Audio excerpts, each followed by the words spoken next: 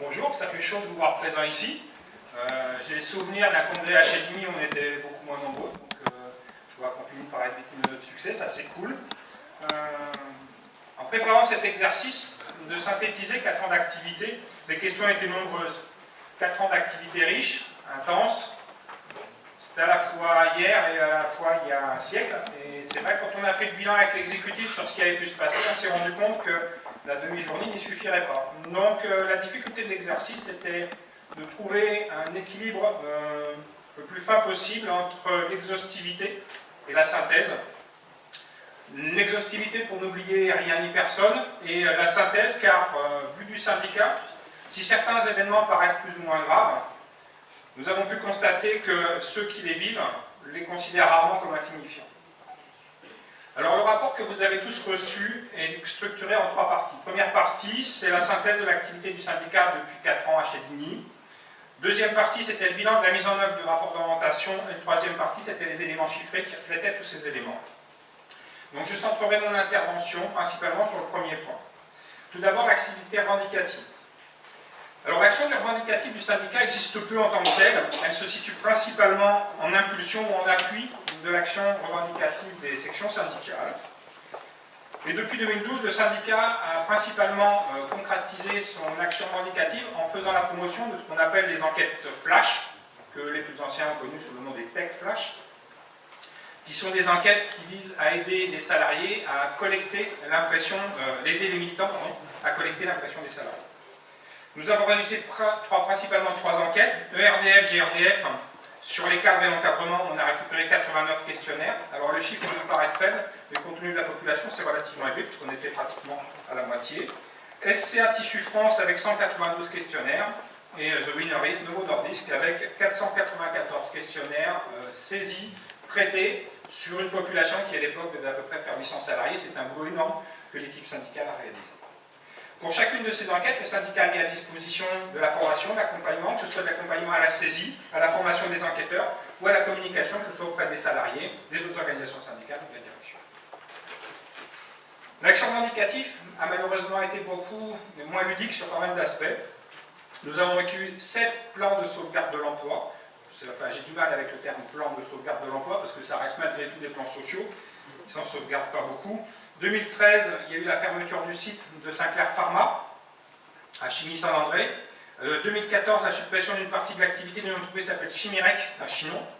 En 2015, la suppression du management de cette même boîte. Donc il reste aujourd'hui plus que 8 personnes, il n'y a plus de manager sur site. Quand on sait que c'est un site Céveso, on n'a pas peur. Voilà. 2015 toujours, une suppression d'une partie importante de l'activité Procter & Gamble. 2015, une actualité dramatique, la fermeture du site de SCA Opération, où 119 emplois ont été supprimés, dans le plus mépris total, et en parallèle où l'entreprise investissait des millions d'euros dans une course à la voile pour balader 2 compétitrices. Ils avaient investi 20 millions d'euros, ils n'étaient pas capables d'en mettre 5 pour sauver l'usine. Voilà. Donc ça avait donné lieu à des activités relativement nourries sur lesquelles je reviendrai tout à l'heure. 2016, on ferme encore un petit bout de Procter & Gamble, donc on verra ce que ça donne. Normalement l'année prochaine, on devrait carrément faire une usine. Et pour terminer, 2016, fermeture du site de Comasec, c'est une filiale de Manix, les fabricants de préservatifs. Et inutile de, enfin je ne fais pas de mauvais jeu de mots sur Comasec, au niveau du licenciement, ils ont gagné. Voilà. L'action revendicative au niveau du syndicat, c'est aussi les actions en justice. Le trésorier de la fédération, qui était un copain, disait on reconnaît la santé d'un syndicat au nombre d'actions en justice qu'il a, puisque c'est la preuve qu'il est au contact de ses équipes. On doit être un excellent syndicat. En 4 ans, on a déclenché 8 actions devant les tribunaux correctionnels, 59 devant les conseils des prud'hommes et 2 actions devant les tribunaux administratifs. Toutes ces actions sont d'un investissement militant, humain et financier immense. Chula vous parlera tout à l'heure du rapport financier. Aujourd'hui, on a plus de 40 000 € qui se baladent dans l'organisme qui est censé nous rembourser nos honoraires d'avocat, qui s'appelle la CNAS. C'est la raison pour laquelle le syndicat a décidé de nommer des défenseurs syndicaux. C'est-à-dire que ce sont des militants qui font le même travail qu'un avocat pour défendre les dossiers des adhérents devant les conseils des prud'hommes, avec une qualité en plus, c'est qu'ils ont la connaissance de l'entreprise et des filouteries qui vont bien avec le syndicalisme, ce que ne font pas les avocats pour l'instant. Le juridique, ce n'est pas que la justice, c'est aussi Christine. Christine Bonnet, alors certains parmi vous l'ont rencontrée, d'autres l'ont écrit, on le par mail. C'est la copine qui s'est occupée de la mission juridique pendant ces 4 années et qui a produit une profusion phénoménale de documents, fiches techniques, fiches pratiques, questions du moment, dont les fameux tableaux de calcul des indemnités de licenciement, qui est aujourd'hui le document le plus téléchargé sur le site internet du syndicat. Alors je parlais tout à l'heure de conflits sociaux. Celui d'ICT à Panne en 2014 a été le plus important. La direction refuse de négocier des augmentations de salaire. Une équipe de travail se met en grève. La CFDT, pour couvrir le conflit, les rejoint. On négocie une sortie de conflit par le haut. Les copains obtiennent une augmentation de salaire. Alors, ils travaillent dans une boîte à chiens. Ils étaient tous au SMIC avant. C'était à l'école des femmes. C'était en fonction de ton statut, tu avais le même salaire. Ils obtiennent quelque chose et 7 jours après, ils reçoivent tous, les militants CFDT, des lettres de licenciement. Donc on a été au tribunal, on a gagné, on a encore une action devant le tribunal administratif en cours.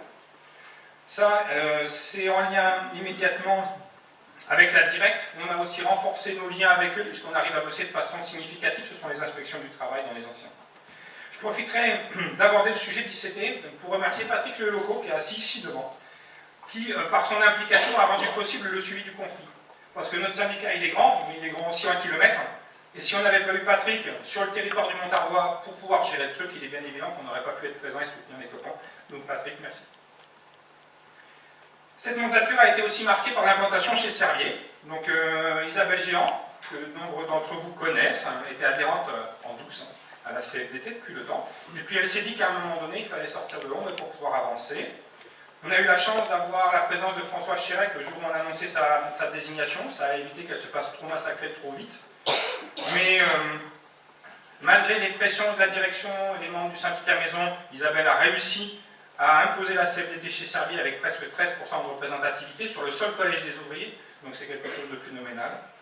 Je ne bouderai pas mon plaisir au passage pour vous expliquer que, comme les agents de maîtrise et les cadres ne pouvaient pas voter pour la CFDT, on leur avait donné un faux bulletin où il était marqué « Si j'avais pu, j'aurais voté pour la CFDT ». Et sur les 200 cadres, il y en a plus de 60 qui ont mis ce fameux bulletin dans l'enveloppe.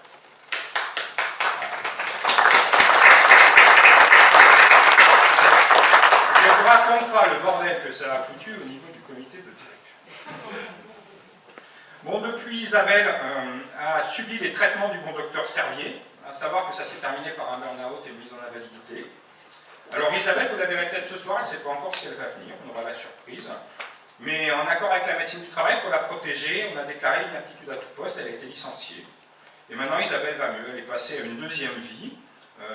Alors certes, financièrement, c'est pas miraculeux, pour ceux qui connaissent un peu les pensions d'invalidité, mais en fait, elle est plus chez Servier, c'était le truc le plus important pour elle, et puis elle peut s'occuper de ses petits-enfants, elle donne des coups de main à la CFDT, donc elle revit. Les difficultés que Isabelle a rencontrées ont fait écho au sein de l'exécutif à un sentiment d'impuissance. Et c'est la raison pour laquelle vous avez vu passer un questionnaire qui s'appelait la qualité de vie militante. Parce qu'on s'est dit que si on était bon pour s'occuper de la qualité de travail des salariés, c'était quand même n'importe quoi qu'on ne s'occupe pas de la qualité de militantisme de ceux qui nous font confiance et qui font vivre la CFDT. Donc il y a eu cette enquête, il y a eu un plan d'action. Alors pour certains, vous avez peut-être vu, il y a une vidéo qui a été tournée, vous la retrouverez sur la clé USB qui est dans votre sacoche, à la fois le teaser avec une dame qui montre du doigt, et puis un film avec un peu plus de détails par rapport au contenu qu'on a développé. Vous avez encore des actions qui vont venir, elles n'ont pas toutes été proposées. Celles que vous avez déjà pu voir, c'est celle sur l'organisation personnelle, la formation à l'organisation personnelle qui était la première demande des militants. 100% des personnes qu'on a interrogées nous disaient qu'elles n'avaient pas assez de temps pour pouvoir s'organiser et bosser.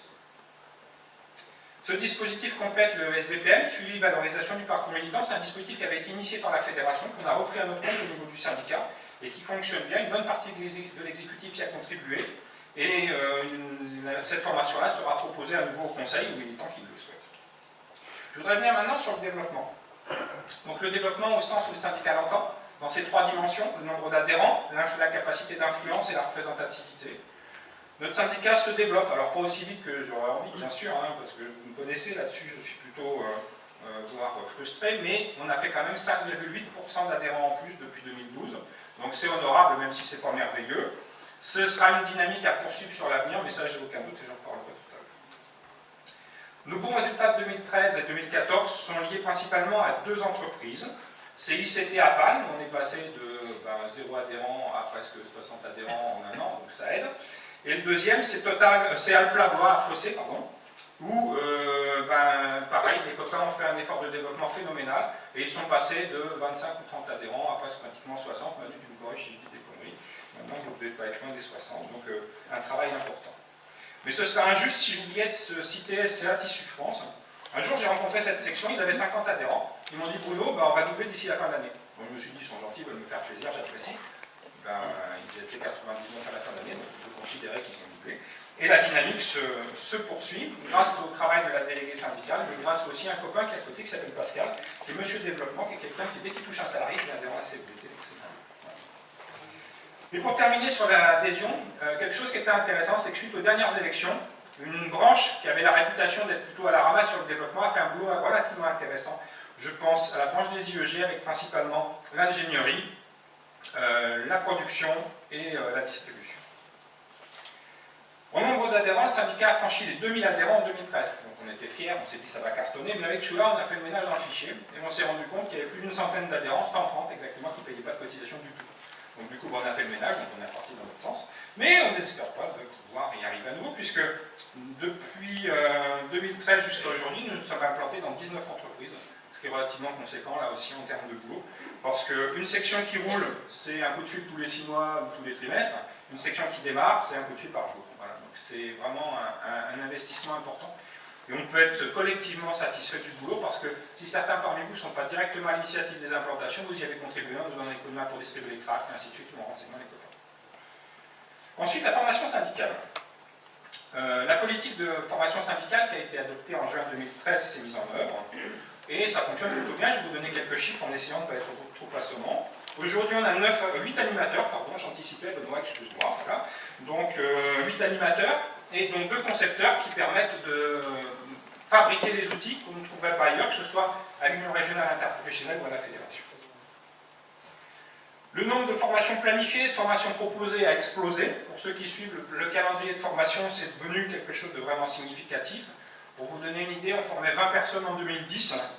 En 2013, on a formé 168 personnes. Ça représente 267 hommes-jours quand on multiplie le nombre de personnes par le nombre de jours de formation. 2014, 176, 348 hommes-jours. 2015, 220 personnes, 429 hommes-jours. Et en 2016, il y a 30 actions programmées. On devrait faire péter les scores encore cette année. Alors les chiffres, c'est bien sur la formation, mais ça ne fait pas tout. Ce qu'il faut regarder, c'est ce que ça produit comme effet. L'analyse qu'on a fait de conseil de syndicat et d'exécutif, c'est qu'en fait, on constate une vraie montée en compétences. De plus en plus d'autonomie dans la négociation des accords. C'est-à-dire qu'avant, on avait des coachs de section qui nous disaient qu'est-ce qu'il faut qu'on fasse. Maintenant, on dit voilà où on en est, qu'est-ce que tu en penses? Donc ça avance. Des sollicitations en termes de conseils d'avis beaucoup plus pointus. Avant, c'était des questions d'ordre général. J'ai des NAO, comment ça se passe? C'est facile à répondre. Maintenant, on annonce dans la branche, j'ai un point de PIB, mais par contre, j'ai machin, qu'est-ce qu'il faut que je dise? Là, on est sur des dimensions qui sont complètement nouvelles pour nous. Et surtout, plus d'aisance dans la prise en charge des dossiers. De moins en moins de dossiers juridiques incomplets, où un militant va dire à un adhérent, t'inquiète pas, on va au tribunal sans avoir vérifié si on pouvait y aller ou pas, maintenant on va arriver des dossiers construits, ainsi de suite. Tout ça, c'est le fruit de la politique de formation et de l'investissement des militants. Et ce qui est génial, c'est que cette montée en compétences, elle concerne aussi les membres du conseil de syndicat et les membres d'exécutif. On est passé d'une assemblée, je ne trahirai rien, n'est-ce pas François, en disant que le conseil de syndicat c'était plutôt une instance d'observation, et maintenant, eh ben, on est emmerdé par le conseil parce qu'il nous pose des questions qui ne sont pas d'accord, et ça c'est justifié. La communication. Il y a un effort vraiment important, que ce soit au plan financier, au plan d'investissement, qui a été porté sur l'information et la communication réalisée par le syndicat. La politique de communication et d'information qui a été adoptée après une enquête auprès des militants a permis de proposer des outils qui sont vraiment en lien avec les besoins et les attentes. Notre site internet explose. Dans le document qui vous a été fourni, vous avez vu qu'on faisait à peu près 60 000 connexions par trimestre. Le deuxième trimestre 2016, on a fait 142 000 connexions. C'est immense. Pour un site comme un petit site de syndicat, on va dire, c'est vraiment fantastique. Donc c'est vraiment un outil d'information et de communication. Même si aujourd'hui les sections ne l'utilisent pas assez, puisqu'elles ont la possibilité chacune d'avoir un espace pour mettre de l'info, ça reste quelque chose qui est énormément visité et surtout, principalement, par les employeurs. Et on a des connexions qui viennent du Danemark, ça c'est pour les copains de chez Novo. On a des connexions qui viennent de Suisse et d'Allemagne, ça c'est pour les copains de chez Merck. Et ainsi de suite, et ainsi de suite, et ainsi de suite. Et donc les entreprises viennent voir les pages. On a un record absolu, c'est la page de Le Guet Emballage, où si vous tapez Le Guet Emballage dans Google, vous laissez simplement Le Guet Emballage, vous ne mettez pas de départ devant rien du tout. Vous avez le groupe, vous avez la section CFDT, et après vous avez société.com et ainsi de suite. La direction a tellement la trouille de ce qu'on publie, tous les jours ils vont voir, donc ils nous aident à remonter dans les statistiques, on les remercie. Le syndicat a mis à disposition de tous les délégués syndicaux un kit de communication écrite. Alors on vous l'a remis sur la clé, auquel on a rajouté des modèles de tracts tout près. Quand le boulot est déjà fait, ça fait moins peur. Voilà, il y a juste à changer des logos et des dates. Vous avez des illustrations, des dessins, des gags, des machins, des trucs. Enfin, éclatez-vous, n'hésitez pas. Et puis sachez que vous avez au sein du syndicat des responsables communication qui peuvent vous aider sur la mise en forme, sur la formulation, notamment juridique, des choses comme ça. On continue à publier dans le Nouvel Obs, pardon, excusez-moi, 2 à 3 fois par an, grâce au concours de la Fédération et de l'URI, sans qui on ne pourrait pas financer. C'est un partenariat officiellement affiché avec l'URI, mais la Fédération contribue financièrement, on leur remercie, parce que c'est vraiment un bel outil. Souvent, on se pointe dans les boîtes pour rencontrer de nouveaux patrons pour les élections, ils nous disent « C'est vous ça ?» Oui, c'est nous ça, c'est la chimie énergie en lien avec l'URI qui fait de la pub dans le Nouvel Obs. On a créé 7 sections syndicales grâce à cet outil-là, qu'on a pu identifier. Après, il y en a peut-être d'autres. Et ensuite, à chaque fois qu'on a pu le faire, on a valorisé l'action des sections dans la salle au niveau de la presse syndicale. Alors, Novo Nordisk, le CNEP, le Guy Emballage, ICT, et ainsi de suite. On le fait moins aujourd'hui dans la presse régionale, mais ça fait partie de nos axes de progrès sur la prochaine mandature. Toujours dans le bilan du syndicat, le lien avec les collectifs et les structures. C'était une priorité de chez Dini que de faire du lien avec les sections syndicales. Donc du coup, on a vraiment mis le paquet et le carton sur les rencontres avec les sections. Donc on a 139 vraies sections syndicales dans le syndicat. Et en 2013, on a fait 203 visites. Donc vous voyez que c'est à peu près une tous les un jour, 3 quarts. Voilà. En 2014, 220 visites et 313 en 2015. Donc il y a dans une semaine, à peu près, tous les jours, il y a un membre de l'exécutif qui est en lien avec une section syndicale en direct. Et ce n'est pas un envoi de mail, hein. C'est-à-dire que c'est une rencontre. Que ce soit à l'occasion d'une formation, à l'occasion d'une réunion du CTB, du secteur local, de la section, ainsi de suite. Ça a été la priorité et ça fonctionne, puisqu'aujourd'hui, on a des liens. La preuve est ici, on n'a pas qu'un tiers de la salle qui est remplie. Le lien avec les retraités s'est renforcé. Pour ceux qui étaient chez Dini, vous vous souvenez que c'était plutôt glacial. Donc là, maintenant, c'est plutôt convivial. Donc même si aujourd'hui, pour des raisons de santé, le copain qui s'occupe de la CFDT retraité ne peut pas être avec nous, pour autant, on a des échanges réguliers, chacun prend sa place. Ils ont une place au conseil à titre consultatif, et ça fonctionne bien. Au niveau du lien avec les structures interprofessionnelles, c'était pas tip-top pareil. Donc là aussi, on a fait du bon boulot. Le syndicat est présent dans plusieurs bureaux d'union départementale. On a des locaux à Blois, à Orléans et à Tours. On a encore un peu de boulot avec Châteauroux et Bourges, mais on y travaille. Aujourd'hui, on a des militants qui passent, mais le syndicat n'est pas vraiment présent. Alors, le lien avec la fédération, ça fait partie des débats qu'on a eu suite au congrès du syndicat, du dernier, sur à quel niveau on s'engage. Un bon secrétaire de syndicat, il peut passer jusqu'à 15 à 20 réunions par jour s'il se démerde bien, donc il ne voit jamais un adhérent, c'est confortable. Ce n'était pas le choix du syndicat. Donc il est vrai qu'on s'est quelquefois pris quelques reproches, mais aujourd'hui, on ne participe à la fédération comme à l'URI, d'ailleurs, aux seules réunions qui nous sont utiles immédiatement. Donc ça veut dire qu'on fait des tris et des frustrations. Pour la fédération, c'est principalement le réseau juridique, le groupe organisation, la réunion des trésoriers, les sessions de recherche, ainsi que les rencontres entre les secrétaires généraux. Et pour l'URI, c'est principalement le conseil régional, et puis les initiatives avec les élus, lorsqu'on peut se rendre disponible. Les finances. Et le fichier des adhérents. On va commencer par ça. Alors, le fichier des adhérents, il a souffert. Si personne n'a entendu parler du nom de gazelle dans cette place, c'est qu'il n'est pas assez en lien avec le syndicat, parce que sinon, on s'en est plaint souvent. Moi, je voudrais souligner ici la patience et la pugnacité de notre trésorière, Chula, qui est assis ici. Parce que le nombre de fois où le PC aurait pu voler, j'aurais été à sa place, je pense qu'on aurait investi dans le monde de l'informatique. Alors maintenant, on a passé le cap des difficultés, il paraît que les principales fonctions fonctionnent. Oui, voilà. Il y a un boulot titanesque qui nous attend. On a réorganisé le fichier des adhérents. Et on s'est rendu compte que dans Gazelle, quand on change quelqu'un de section syndicale, on ne peut pas le changer tous les adhérents d'une section d'un coup. Donc on les change un par un. Donc cet été, on s'en est tapé 600 à la main. Il nous en reste encore 1100.